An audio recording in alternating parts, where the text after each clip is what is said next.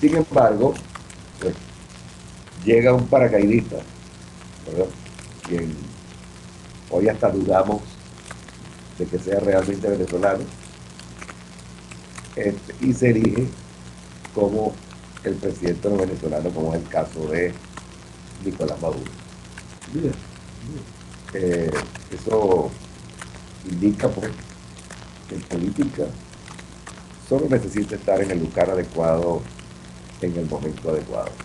Pues hoy vamos a entrevistar a nuestro amigo Fernández, quien lógicamente creemos que nos puede dar, pues, una, un mejor diagnóstico de lo que pasa en el país.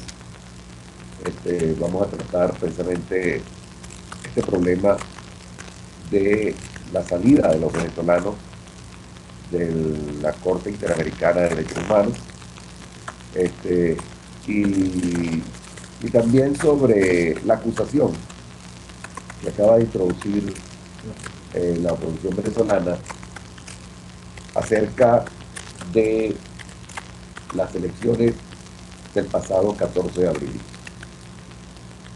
Eh, Acusación que se presentó, denuncia, pues, que se presentó ante esta corte en Washington, donde lógicamente pues se denuncian, creo que cerca de 3.000 y pico de irregularidades que se cometieron durante estas elecciones, y que prácticamente se convierte en el único escenario legal que le queda a los venezolanos para buscar o para tratar de buscar justicia en lo que pasa en el país.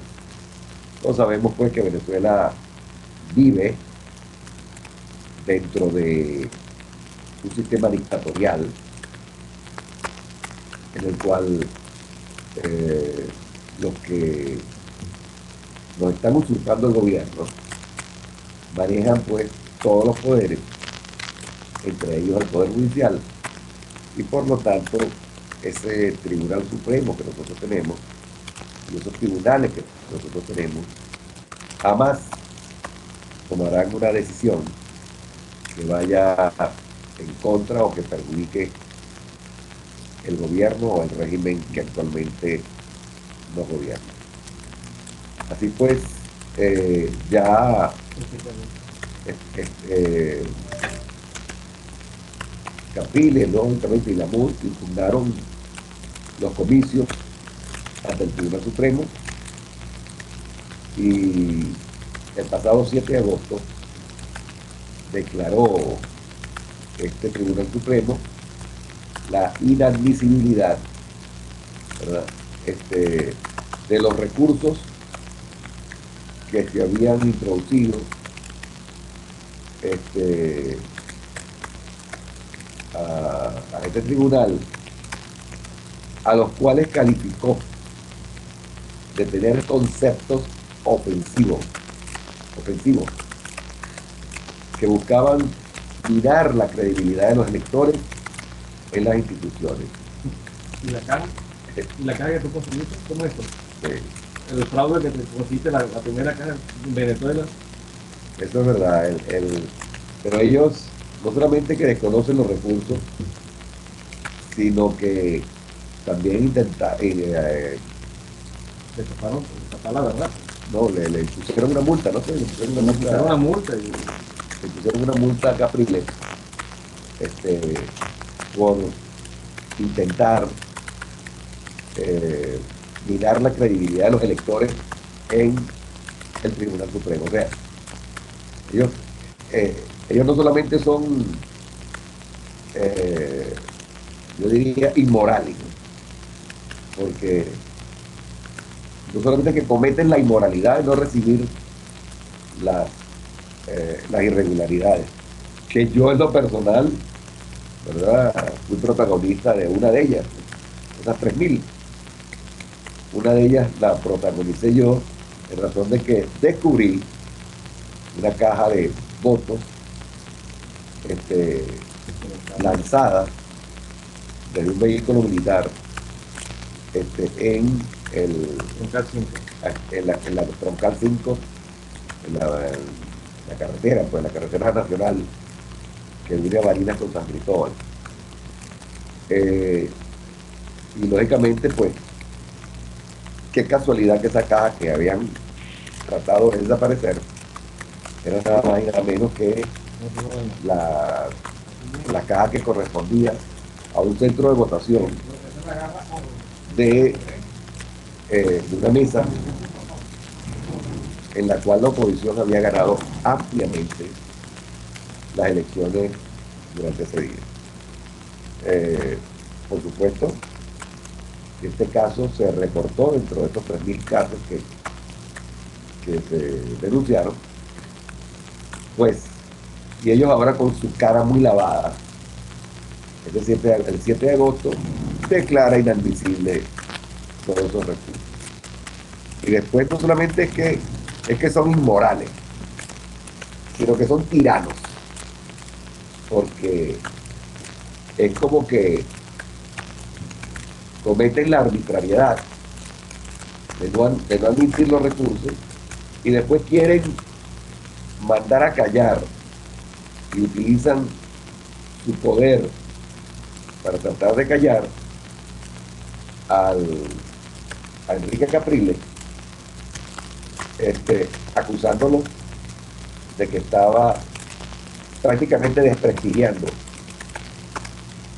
al Tribunal Supremo ante los venezolanos. Yo no creo hoy en día que haya un solo venezolano que crea en ese Tribunal Supremo, inclusive los chavistas, para los mismos chavistas. Yo no creo que haya un solo venezolano que crea en la justicia, que crea en la imparcialidad de ese Tribunal Supremo venezolano, por lo que sería estúpido que el Tribunal Supremo vaya aquí a hacer ahora alarde de credibilidad ante los electores y esta institución. Todos sabemos que es un Tribunal Supremo arrodillado, que es un Tribunal Supremo arrastrado al gobierno, y en donde, por supuesto, no se puede tener ningún tipo de confiabilidad en sus decisiones y en sus procesos. Ahora, este Tribunal Supremo necesita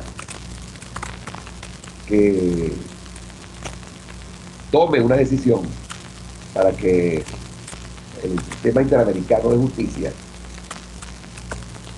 pueda recibir la denuncia, porque se tienen que gastar, o sea, tienen que intentar Todos los recursos. locales, los recursos internos del país, antes de poder ir a la Corte Interamericana. Y ellos, lógicamente, yo no creo tampoco pues que ni Capriles, ni la Mesa, ni ningún venezolano aspiraba que este Tribunal Supremo iba a pronunciarse de alguna manera, o iba a admitir. Pero yo en lo personal pensé que al menos lo iban a admitir. Pero es que estos se pasaron ya de arrastrados, que ni siquiera admitieron los recursos. Ni siquiera disimularon su dependencia admitiendo los recursos. Pues no, yo me equivoqué. Todavía le di yo un pequeño voto de confianza. Y lógicamente, pues,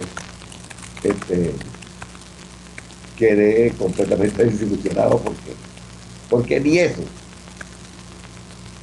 pudieron hacer estos sinvergüenzas. Pero son unos sinvergüenzas, porque hay que tener vergüenza, ¿no? para hacer una cosa así. Y por supuesto, pues, que la historia se los, se los cobrará, ¿verdad? No sé dónde se van a meter esos magistrados en un futuro, eh, cuando, cuando cambie este gobierno. Ahora,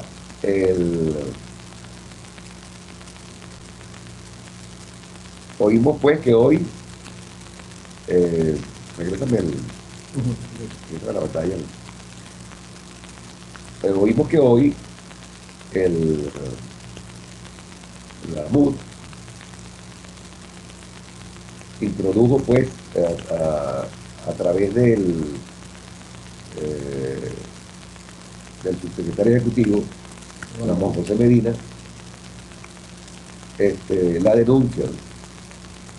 Y el objetivo pues que tiene la MUD y Capriles es que se restablezcan los derechos violentados.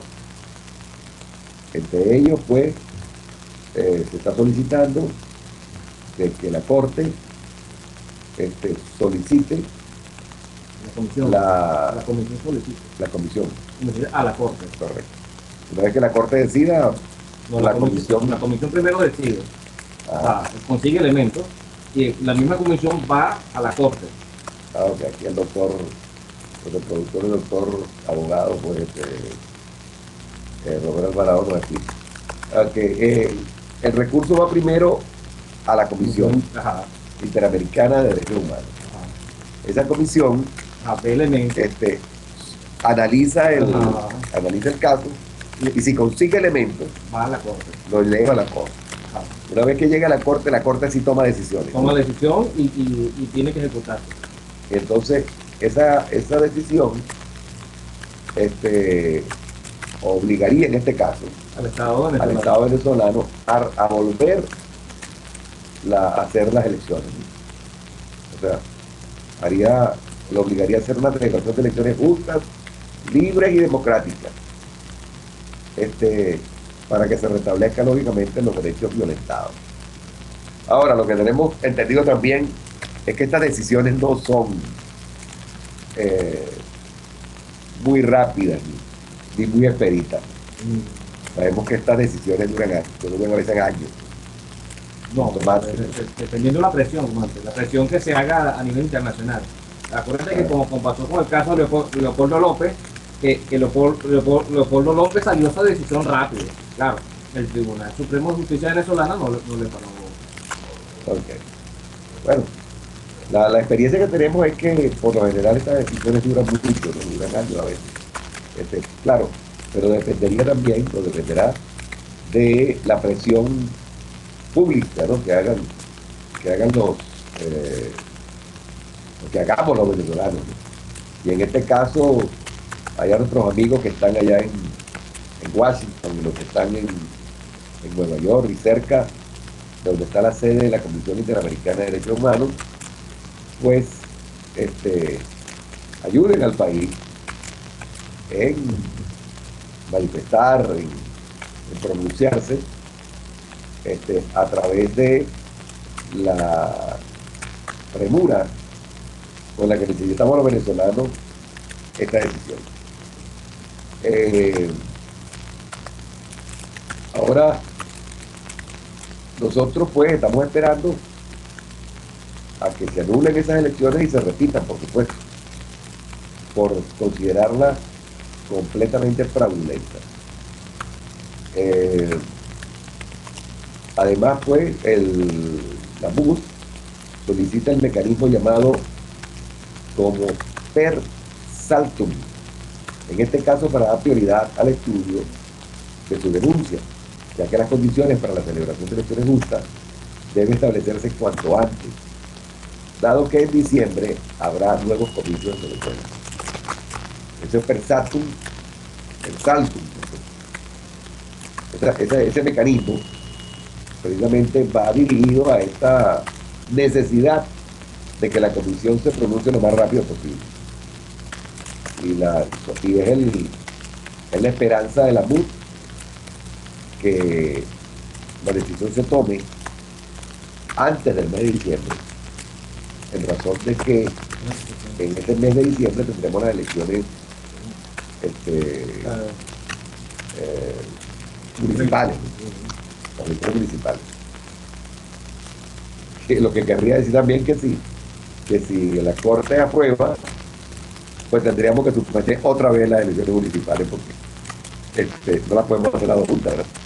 Y sería más importante que la del presidente, que habría otra vez que posponer una vez más las elecciones alcaldes y concejales. Ahora, la, la petición de la MUD a la comisión llega a un día antes de que se haga efectiva la salida de Venezuela de la Comisión Americana de Derechos Humanos. Como todos sabemos, el día de mañana, Venezuela se sale de la Corte, de la Convención Americana de Derechos Humanos,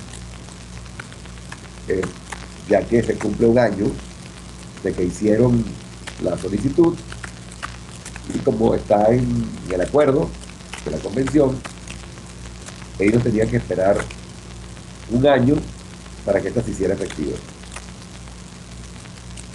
Ahora, esto implicaría que ya Venezuela quedaría liberada de la jurisdicción de la Corte,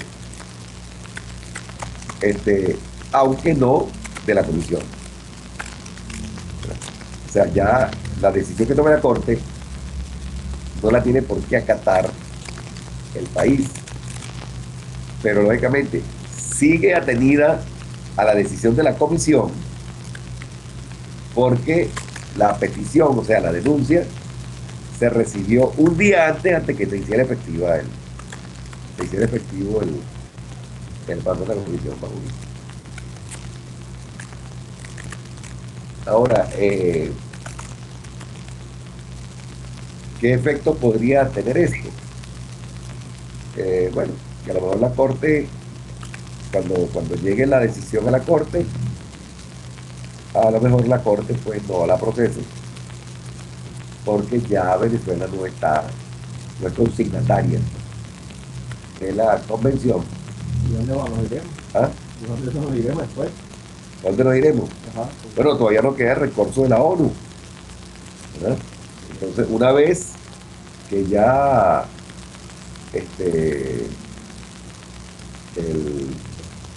la Convención Americana tome la decisión de la Comisión, con esa decisión de la Comisión, pues no nos quedaría otro remedio que ir ante la Organización de Naciones Unidas, o sea, la Comisión de Derechos Humanos, pero ahora de la ONU, en donde Venezuela es la presidenta en este momento. Claro. Pero no quiere decir que el hecho de que ellos presidan la comisión no quiere decir que ellos manejan la comisión. Así que de los 10 miembros, de los 11 miembros, uno solo. sí, entonces la recibiría la ONU, entonces la ONU la mandaría también a la Corte. E igualmente pues será la ONU, será esta que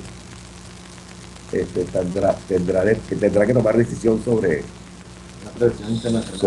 Venezuela.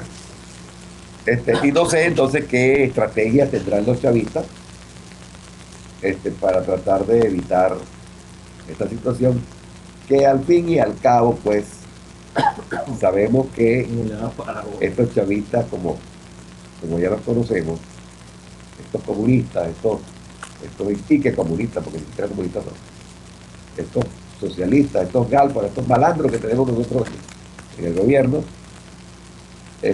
pues echarán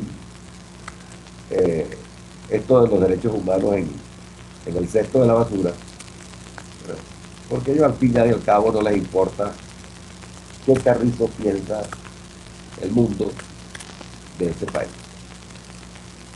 Ahora, Este, yo pienso pues que eso dependerá de la presión, el, el desacato pues a las órdenes o a las decisiones de estos tribunales pudieran acarrear medidas de embargo o pudieran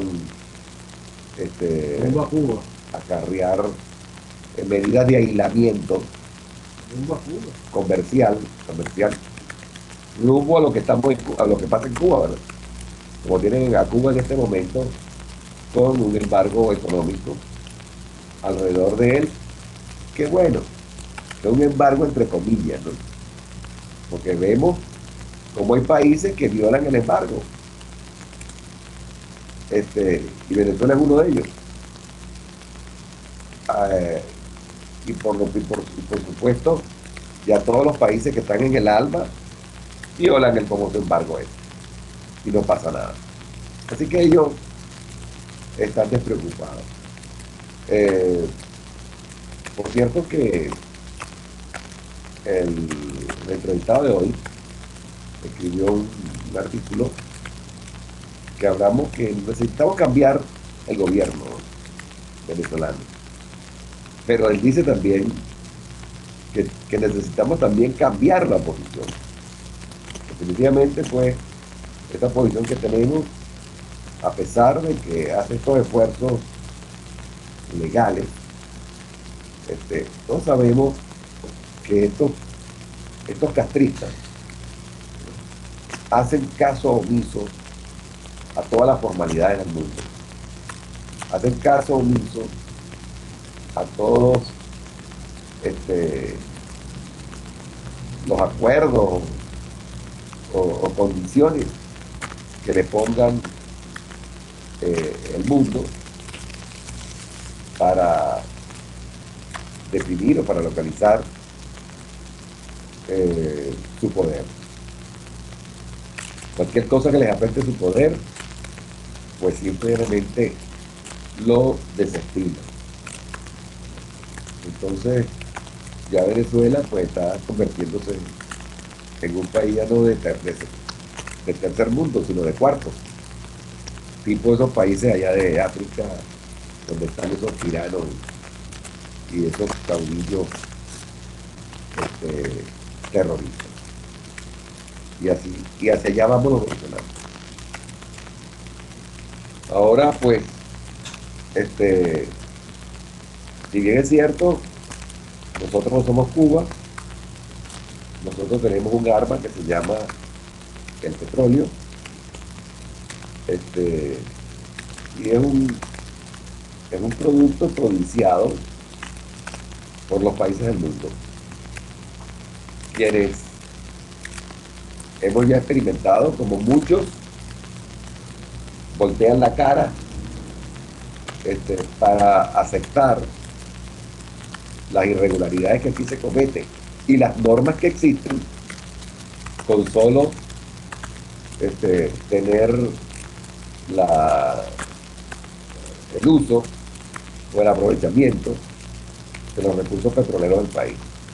Cosa que sucedió recientemente pues con Mercosur, ¿verdad? Mercosur establece claramente de que no puede ser miembro de Mercosur ningún país que tenga lógicamente violaciones a los derechos humanos. Y me imagino que ahora más todavía no pudiera ser miembro de Mercosur un país que no esté en la en la Convención Interamericana de Derechos Humanos. Sin embargo, tanto Brasil como Argentina como Uruguay, ¿verdad?, voltearon la cara y dejaron que Venezuela participara en esta organización comercial a cambio, lógicamente, pues, de las dádivas que el fallecido presidente Hugo Chávez les daba. Y entonces estos países que se han convertido en países chulos de Venezuela, que se están robando nuestros recursos petroleros a cambio de este tipo de decisiones, pues simplemente desacataron las normas y, este, y obligaron a Venezuela a, lógicamente, eh, pertenecer a este Mercosur en contra de las normas. Bueno, llegamos a nuestra primera media hora y vamos ahora a llamar a nuestro invitado, el doctor Eduardo Fernández. Le agradecemos pues a nuestra amiga Donatella, ¿no? Así es, comandante, estamos haciendo la llamada. Okay.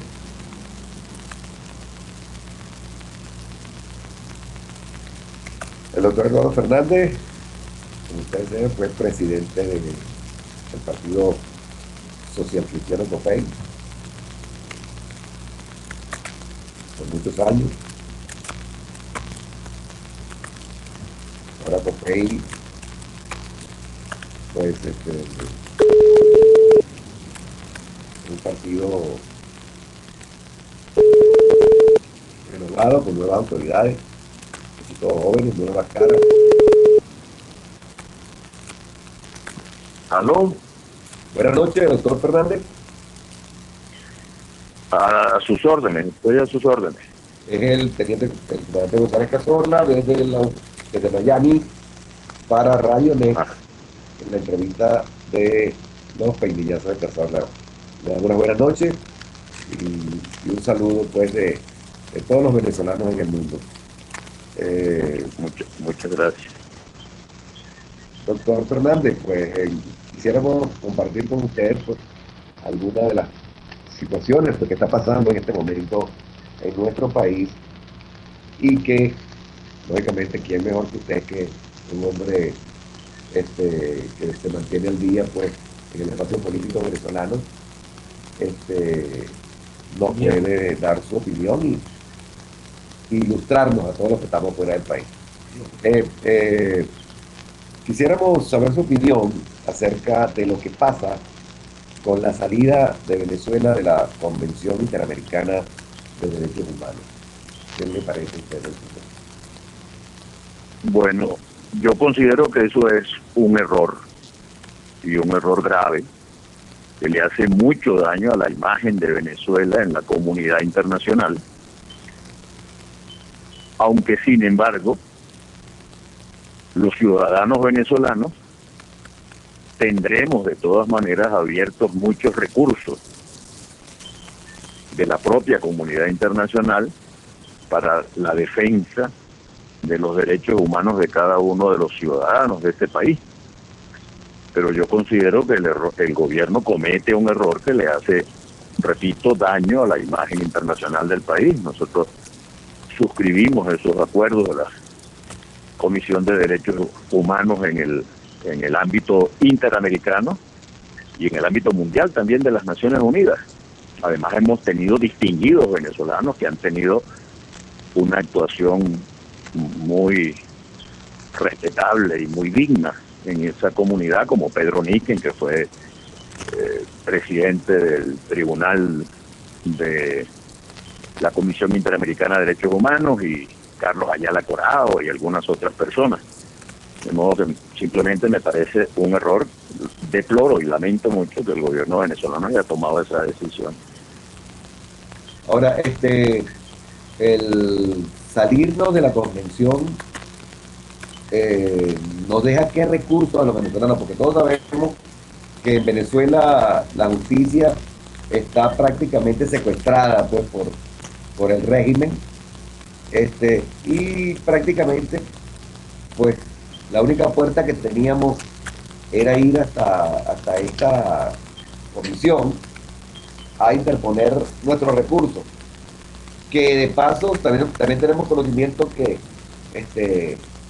los tribunales venezolanos o el gobierno venezolano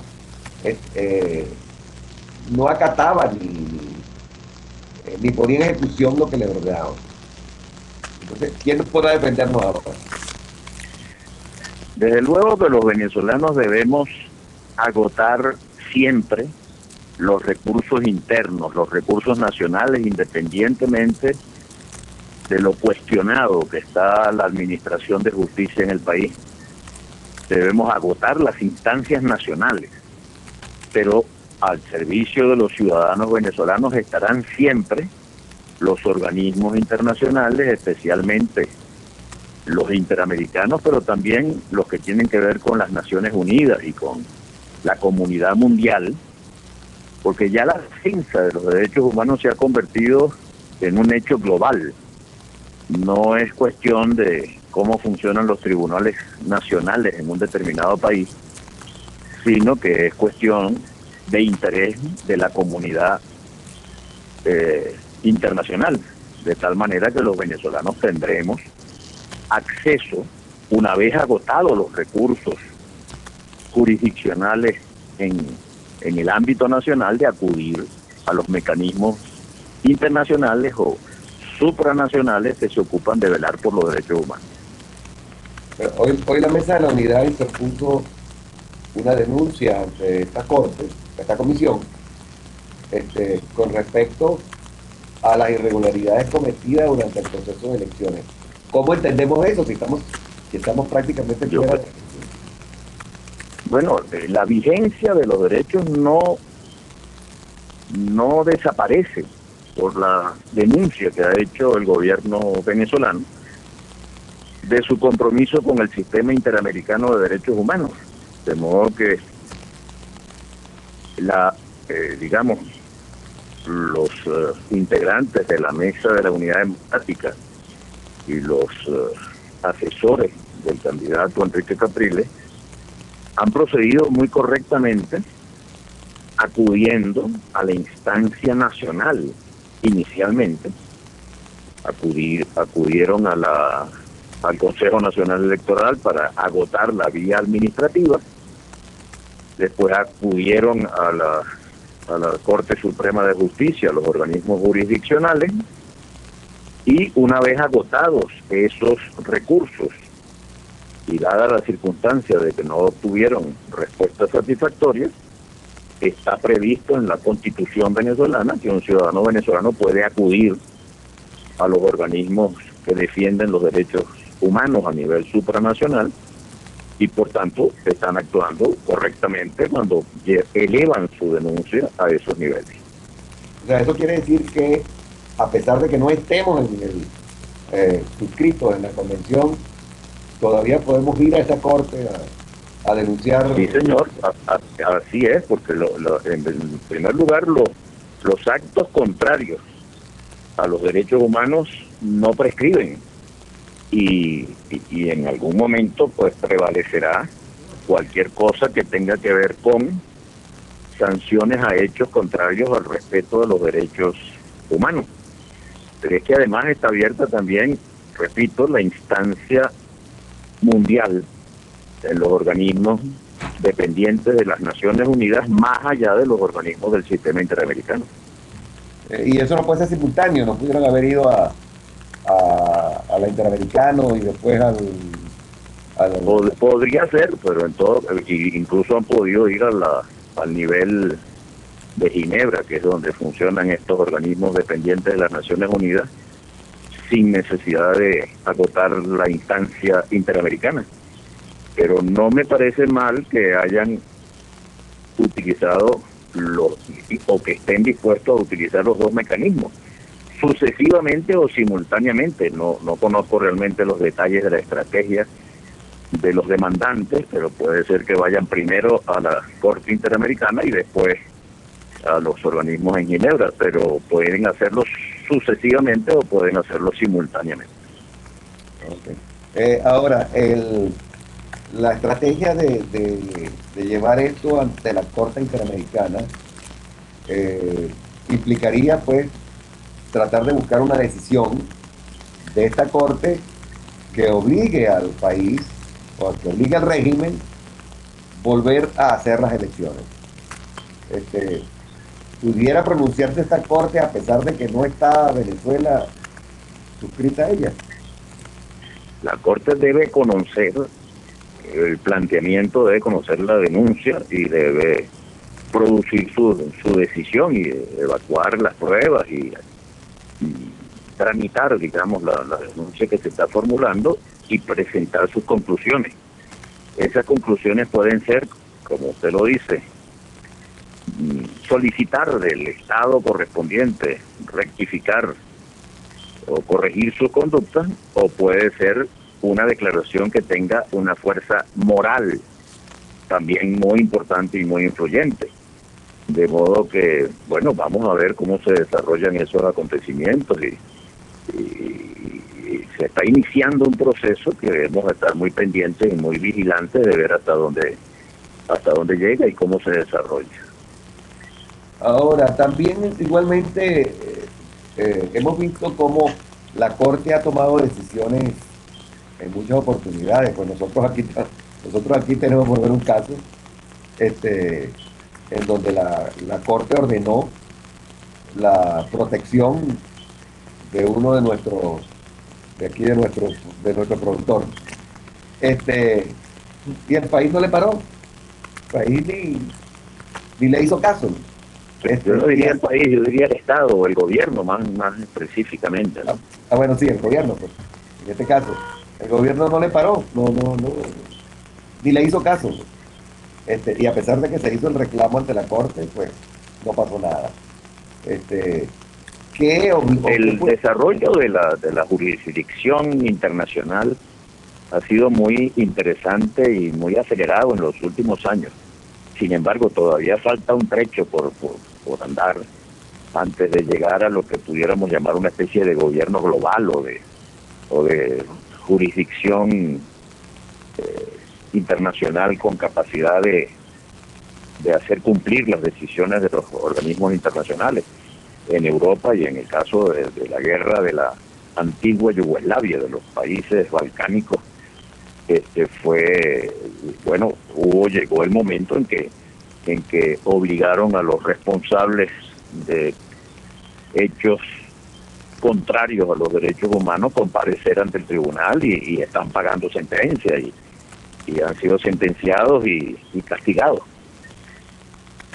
Todavía en el sistema interamericano no hemos llegado tan lejos, pero yo abrigo la esperanza de que cada día más los tratados y los acuerdos que tienen que ver con el respeto a los derechos humanos a nivel interamericano pues sean más expeditos y que además los tribunales dicten decisiones que sean obligantes y no queden camino a ningún gobierno para evadir el cumplimiento de las decisiones de los tribunales internacionales. Cambiando el tema, usted escribió por ahí un artículo en donde mantenía de que no solamente tenemos que cambiar el gobierno, sino que tenemos que cambiar también a la oposición, ¿verdad? Usted reclamaba en ese artículo de que debería haber una mejor oposición.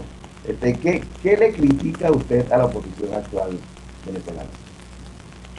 En primer lugar, le aplaudo muchas cosas. La oposición ha logrado prácticamente representar a la mitad del país, en parte por lo acertado de sus políticas y en parte por lo desacertado de las políticas del gobierno que han contribuido a crear una oposición que ya está en el 50%, un poco más, un poco menos, pero incluso las encuestas más recientes parecen indicar que es más bien un poco más del 50%, de modo que tengo mucho que aplaudir. Yo lo que planteo cuando digo que quisiera tener una mejor oposición es que la oposición sea más propositiva y menos reactiva. ¿Qué quiero decir con esto?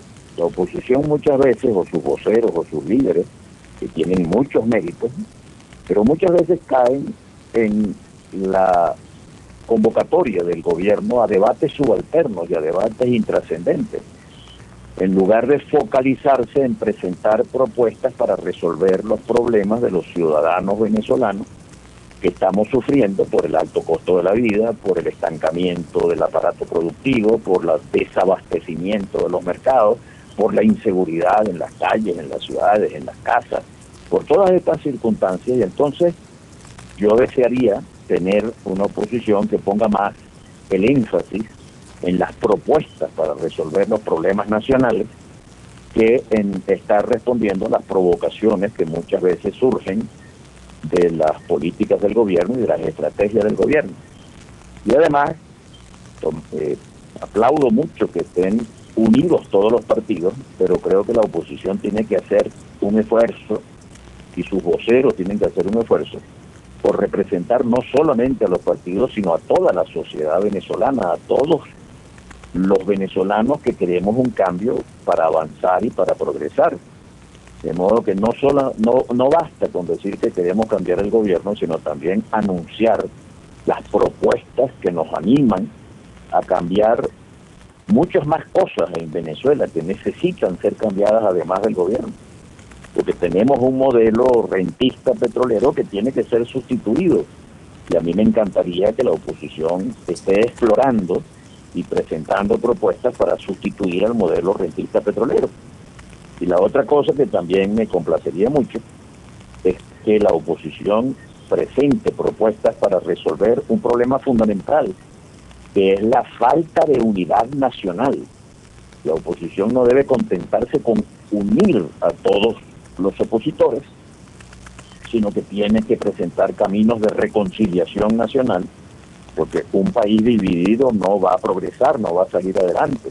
Y tenemos que reconciliar al país y construir un clima de unidad nacional y de consenso para enfrentar los principales problemas de la nación. Yo creo que muchos sentimos, ¿verdad?, que en Venezuela la oposición funciona nada más cuando vienen elecciones. Durante el periodo en donde no hay elecciones, no vemos a la oposición actuando en función a hacer su trabajo de oponerse al régimen. Ahora, cuando llegan las elecciones, sí empezamos a ver a salir los dirigentes a proponer cosas, a protestar, cosas así por el estilo. Usted no siente pues que esto de las elecciones, las cuales pues están en entredicho por la forma como se han manejado los resultados, no es una estrategia del gobierno como para mantener dividida la oposición, y lógicamente también como para mantener entretenida la oposición de lo que realmente debería ser? Mira, yo creo que es natural que los factores políticos tengan una presencia más activa justo cuando hay convocatorias electorales. Y la convocatoria electoral que tenemos por delante en este año son las elecciones municipales. Yo, por cierto, cuando fui parlamentario, abogué mucho que se creara la figura del alcalde, se crearan los gobiernos locales y los gobiernos municipales, y que las elecciones municipales estuvieran diferenciadas de las elecciones presidenciales y las elecciones parlamentarias, que son procesos distintos. De modo que yo no puedo criticar que los factores políticos le pongan atención a una elección tan importante como es la elección de los gobiernos locales. Ahora, comparto con ustedes la idea de que si la oposición estuviera más presente, más todavía de lo que ha estado, proponiendo soluciones a los problemas nacionales, por eso es que justamente he dicho que quisiera tener una mejor oposición. Creo que hay que reconocerle a la oposición que ha pasado de 36% que sacó cuando Manuel Rosales fue candidato, a 43% que sacó el año pasado, a 49 punto tantos que el Consejo Nacional Electoral tuvo que reconocerle en las elecciones del 14 de abril. De modo que si la oposición sigue creciendo a ese ritmo, estará en condiciones de proponerle al país los cambios políticos que el país necesita. Y esto yo quisiera que ocurriera siempre dentro del marco de la Constitución, soluciones pacíficas, cívicas, democráticas, populares, y por eso quisiera que la oposición lo hiciera mejor todavía de lo que lo está haciendo. Ahora, hoy Oscar Chemmel en un programa en Globovisión establece pues de que el gobierno de Maduro este, empieza a tener mucho más popularidad y lógicamente, y asegura él, de que se rompe esa brecha de 50-50, o sea, este, eh, esa brecha que supuestamente habíamos ganado antes de diciembre, y dice que ya hoy 56% de los venezolanos ve favorablemente al gobierno de Maduro. Yo no sé qué película estarán viendo esos encuestados, pero oye, yo veo el país peor, ¿no? ¿Qué puede usted decir a eso?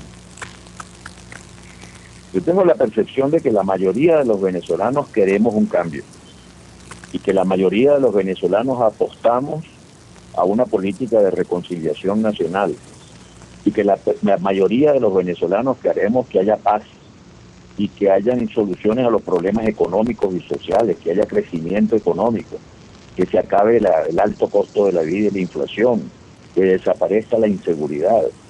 Ese es el programa que queremos los venezolanos, poder vivir en un ambiente de convivencia entre todos los ciudadanos y en un ambiente que permita que vengan inversiones nacionales e internacionales, inversiones públicas e inversiones privadas que generen empleo y que promuevan el progreso. Ese es el programa por el cual nosotros hemos estado luchando desde el Instituto de Estudios Políticos que estoy dirigiendo. Y yo creo que ese es el programa que anhelamos los venezolanos, que se acabe tanto pleito inútil y tanta confrontación como ha habido desde 1998, 99 en adelante, y que tengamos la posibilidad de que el país salga adelante. Para eso tiene que haber confianza, para que vengan las inversiones tiene que haber confianza.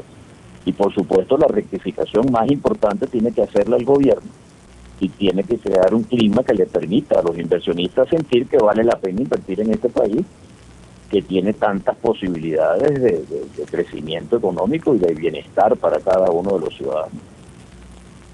Ahora, mantiene Cheval también este, que 56% de los venezolanos eh, cree que la oposición no tiene propuesta de futuro. O sea, y sinceramente, pues, podemos sentir de que no hay, o por lo menos una estrategia publicitaria acerca de las ideas que debería tener la oposición con respecto al país que nosotros merecemos tenerlo. Mira, yo estoy bastante de acuerdo con ese planteamiento. A mí me consta que en la mesa de la Unidad Democrática se han creado equipos de trabajo que han elaborado propuestas muy interesantes, pero desgraciadamente no se pone el énfasis en eso, sino que de repente uno se encuentra con un debate político que gira alrededor de la idea de quién tiene más homosexuales en sus filas o quién tiene más corruptos en sus filas, en lugar de estar discutiendo sobre los grandes temas de interés nacional, cómo ponemos en marcha el aparato productivo del país, cómo logramos resolver el problema del alto costo de la vida, cómo mejoramos el abastecimiento, cómo enfrentamos la inseguridad. Esos son los temas a los cuales deberíamos referirnos. Yo sé que en la oposición se han preparado buenas ideas, que han convocado profesionales muy competentes para eso, y lamento que no se ponga el énfasis en el aspecto propositivo, en lugar de estar reaccionando simplemente a las provocaciones que pueda estar presentando el sector oficialista. Ahora, ustedes de su instituto, que suponemos pues que es un instituto de desarrollo y de investigación de temas políticos, ¿verdad? ¿Por qué no hemos tomado la iniciativa de tratar de crear un modelo de país o, o una propuesta de futuro como dice Chevel, que nos hace falta a la oposición? Tenemos bastante trabajo hecho en esa dirección, no solamente propuestas a nivel nacional, sino propuestas a nivel regional en cada una de las diferentes regiones del país. Lamentablemente, la inclinación del debate público es más por lo anecdótico, por lo adjetivo, y no por por las cosas fundamentales. Si nosotros tenemos una propuesta de país que tiene como fundamento 5 grandes ejes: los cambios políticos para que Venezuela sea un país con más y mejor democracia, los cambios económicos para diversificar la economía y no depender tanto de un solo producto que es el petróleo, los cambios sociales para resolver el problema de la inequidad en la distribución del ingreso nacional. Hay muchos que tienen poco y hay pocos que tienen mucho, y ese es un problema social muy serio. Los cambios culturales, porque Venezuela es un país que viene arrastrando desde hace muchos años, antes de que llegara el actual proceso, venimos arrastrando una cultura populista de dependencia exagerada del Estado. Y los cambios éticos. En Venezuela hay un problema, una crisis de valores que tenemos que enfrentar.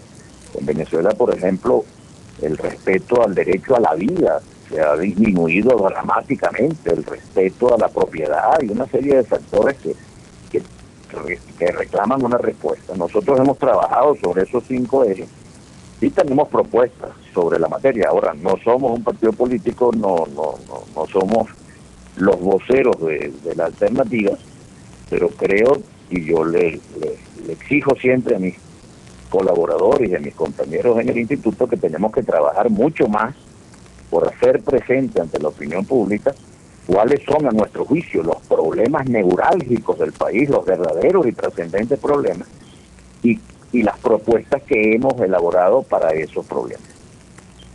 Y a mí me consta, ¿verdad?, que he visitado pues la Mesa de la Unidad en algunas regiones. Pues la Mesa de la Unidad supuestamente está organizada en mesas de trabajo: la mesa de seguridad, la mesa de salud, la mesa de... bueno, en todos estos temas. Pero esas mesas no funcionan. Esas mesas nunca se reúnen, esas mesas no hacen nada. La única función que está haciendo la mesa de la unidad regional es tratando de determinar quiénes van a ser los candidatos de la próxima elección. Y ahí se centra toda la actividad de la mesa, ¿no? Por eso partí al principio de que esto de las elecciones ha sido una estrategia del gobierno para mantenernos entretenidos en otra cosa. Y sin embargo, pues, vienen estas manifestaciones pues como la de Chemel, que dice que la gente no está perdiendo la credibilidad en la oposición porque no tenemos propuestas, sino simplemente lo que tenemos pareciera es hambre para llegar al gobierno. ¿No creen ustedes? Mire, a mí me parece que la imagen que debe proyectar la alternativa democrática no es la de una gente desesperada por tener un carguito por aquí y por allá. La imagen que tiene que proyectar la alternativa democrática es un factor político con ideas muy claras sobre los problemas fundamentales y con una gran sensibilidad social.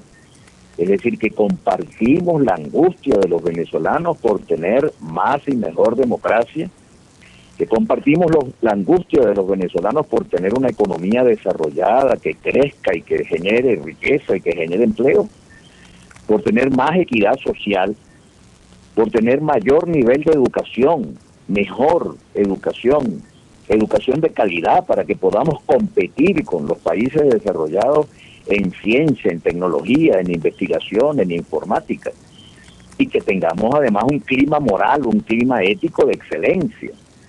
De modo que mi recomendación, y la hago con mucha pasión y con mucha vehemencia, es que el venezolano común advierta que hay una alternativa democrática que no solamente está interesada en tener unos concejales más o menos y en tener unos alcaldes más o menos, sino que estamos verdaderamente interesados y preocupados por resolver los problemas fundamentales del país y que tenemos propuestas para representar una alternativa frente a las políticas que ha venido desarrollando el actual gobierno y que han conducido a esta situación de parálisis económica, de alto costo de la vida, de inseguridad, de ineficacia de los servicios públicos fundamentales, la electricidad, el agua, todas estas cosas que están pasando que hacen que una mayoría de los venezolanos quiera cambio.